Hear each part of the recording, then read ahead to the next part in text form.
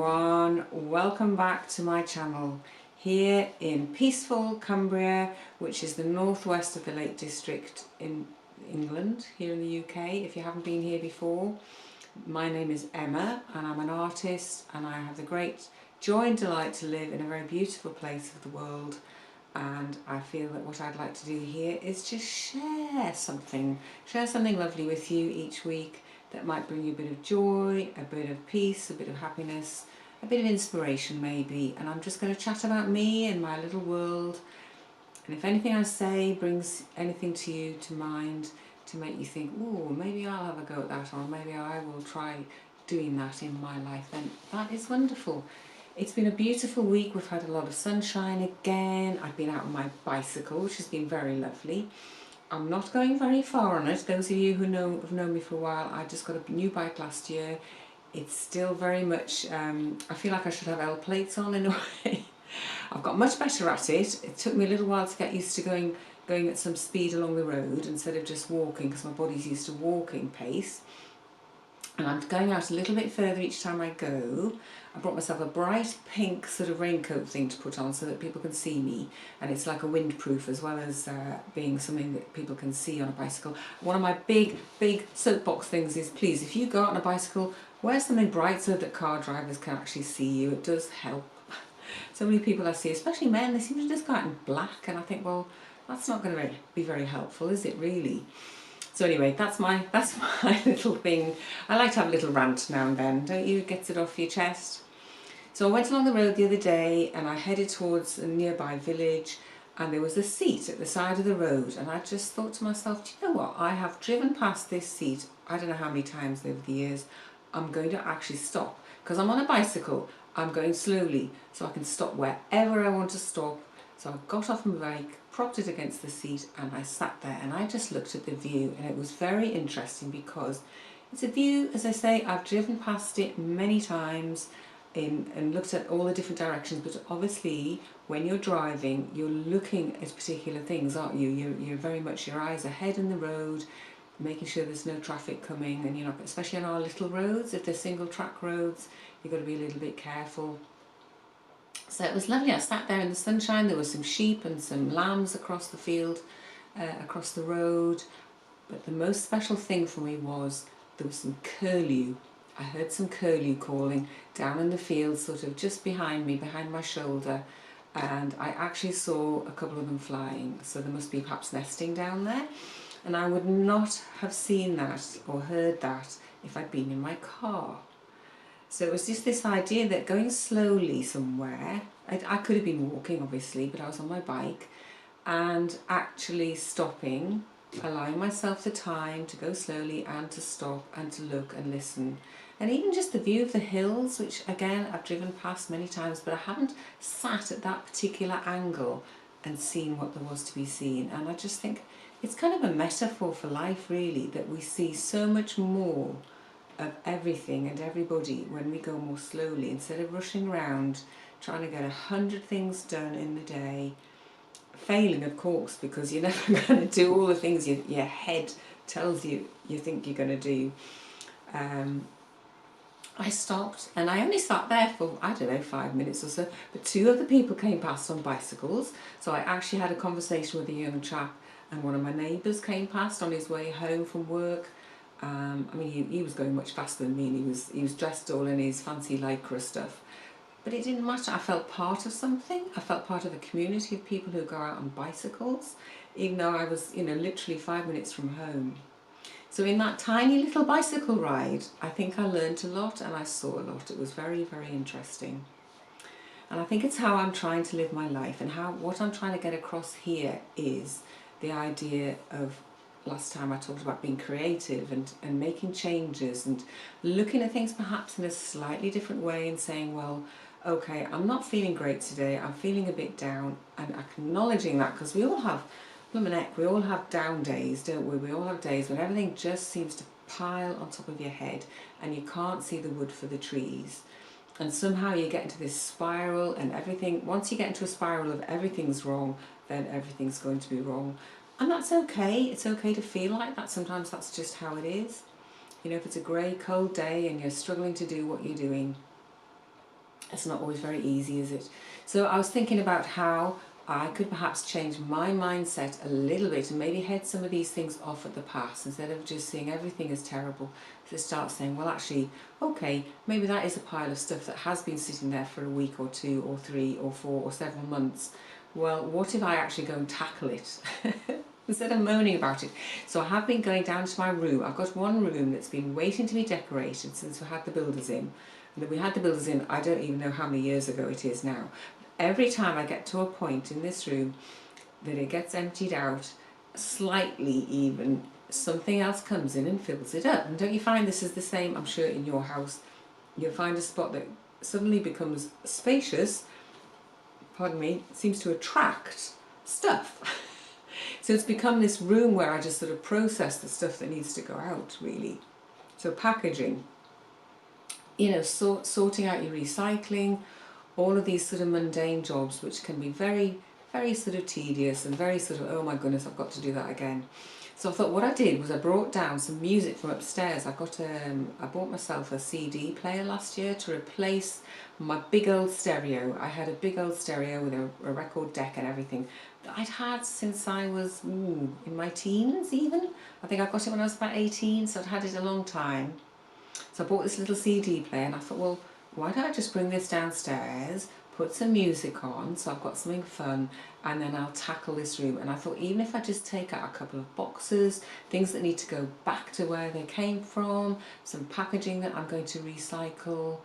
You know, we got new furniture last year, so we got a lot of polystyrene packaging, which is not very easy to get recycled, but I found somewhere online, so I'm going to package that up and post it down to them, and they will recycle it into new polystyrene, which is wonderful, because polystyrene is basically, I learnt this, it's just plastic with air in it, but a lot of people, you know, say you can't recycle it, but you can. So there you go. If you didn't know that, you know it now.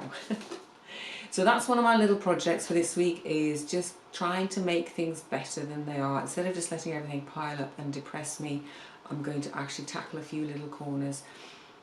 And the other thing I'm going to do is get on with my seed planting. And I think it's this time of year, I don't know about you, if you grow things, if you grow vegetables where you are, or even if you just go out in your garden and do gardening, it's such a lovely time of year, isn't it? Just to start planting a few things. So I've been getting my squash seeds in, and they've now become seedlings, which is really lovely. You know, you put them in. I have a little propagator that I've had for many years, and every year I put some seeds in, and they're lovely because they're really big seeds, so you can really see when they begin to grow. And so that's been great, and it'll be weeks before they go out, because it's obviously got to be very warm and frost free before they can go out. But then hopefully I will get big squashes later in the year, and courgettes, and they're so easy to grow because we've got donkeys and animals. We have a lot of muck, and actually what we often do is just put the plants straight into the compost area that we've got. We've got great big huge compost bins. I'm saying this size, they're not, they're absolutely huge. And we have a lot of them because we've got 3 donkeys. We get quite a lot of muck, so we're very lucky in that way, so we can grow these things quite easily. But if I didn't actually take the trouble to start them off, if I just sort of sat there going, oh, it's too cold, it's too miserable, I don't feel like doing that. But if I just pick myself up and go and get the seed packet, I find it's like my art. If I just start doing something, if I just start that process off, it's amazing how the energy sort of changes. So in the room where I've been moving some of these boxes around, there's suddenly a bit more space, and it's made me think about somewhere else that I need to clean and tidy as well, and I'm going to start with that as well. So I get these 2 places a bit more organised, and then that'll make my head feel better. It'll be nicer every time I go in and out of that room. And every time I go down to see my seedlings, it's the same sort of thing. I go down and look at them and I say, oh, you're coming on nicely. And I take them in and out of the house. So I've got, I just got a little tray with them on. I just pick up trays. I got some lovely plastic trays last year, or possibly the year before, that the vegetable shop was chucking out, and they were plastic. And I thought, oh, I'm going to have those. So I filled the car up with them and brought them home. And they're perfect for putting little pots of seedlings in.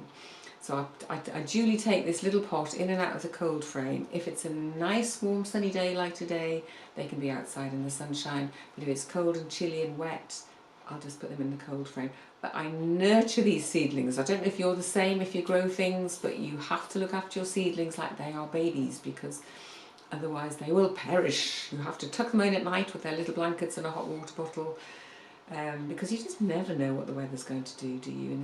Especially in this country. I don't know what it's like where you live, but we have very fluctuating weather, especially, I don't know, especially at this sort of time of year. April, May time, it can be anything. We can have snow, we can have wind, rain, whatever, but also very hot sunny weather. So you kind of have to work with what you get. So that's what I've been doing, and there's always beautiful things out there because the flowers are coming up. There's cowslips. My husband is growing cowslips in the middle of the lawn, and his idea was, they started growing there years ago, and his aim is to have a forest of cowslips in the lawn. So our lawn isn't a lawn anymore, it's a sort of an area full of buttercups and wildflowers, and the chickens like it when we have chickens, and the geese come and eat the grass for us, and these cowslips are just there, and every year there's more of them. One year we actually had a rabbit living, it had made a little burrow sort of quite close to them, so this rabbit would just appear from the cowslips. It was very, very beautiful and very entertaining. So weeding, this is the great time of year for weeding because it's all got to be done, otherwise, well, it'll just take over and you won't get any vegetables at all. There's loads to do, and it can be extremely overwhelming, a bit like the house, if you let it sort of get on top of you. So I'm going to go and do little bits and try and ignore the rest, and then I think perhaps going out on my bike is going to help me, because it's going to take me somewhere new. We even went out on Saturday actually to buy some, my husband was getting some hazel, I can't think what you call them, twigs, sticks, from a chap who's a forester. And we had a lovely trip out, the pair of us, because I said, well, I'll come with you, you know, why not? It's all part of my saying yes to things. I could have stayed at home, I could have found 100 things to do, but I didn't. I kind of went out with him. We met this really nice young chap who is he works in the forests and the woods for a local organisation, and he coppices things, so that means he's cutting back wood so that the wood renews itself, a bit like my husband cutting the willow that he cuts on our land. And so we've got these beautiful hazel, and he's going to make me a lovely sort of edging to a bit of the garden where everybody just walks past, usually down the lane. And it's quite nice if we put a little bit of a fence up, just a low thing, just to keep the plants in and the people out and the dogs. Because there's always some dogs going down with my neighbour when she goes down to see her sheep. So that's been it really. It's been about nature. I think it's this time of year when nature just suddenly becomes so important. It's so vibrant. If we're not quick, it's going to be, the year will be over before we've even planted the seeds. So I have to kind of be aware of that. I do plant my seeds by the moon. I don't know if anybody else does, which helps me to keep it manageable. So I'm only planting fruit seeds or root seeds or leaf seeds or flower seeds on a particular day, which means I'm not, again, overwhelmed by things, dare I say it. So I think it's all about planting seeds at the moment, planting seeds for change, planting seeds for new things that might be coming in, and just keeping peaceful, keeping joyful, seeing the beauty in the things around me, even if it seems, you know, not a particularly nice pile of stuff that I've got in the corner there. I'm going to try and see the beauty in it all as much as I can, and if I can't see the beauty in it, I'll put my music on and I'll dance, and otherwise I will just do the jobs that need doing, and then I'll go out and do something nice as well.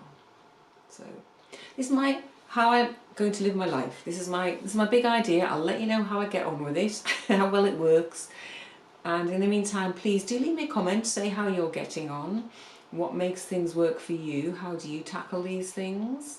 You know, I love to hear from you. Connecting with you is so important here.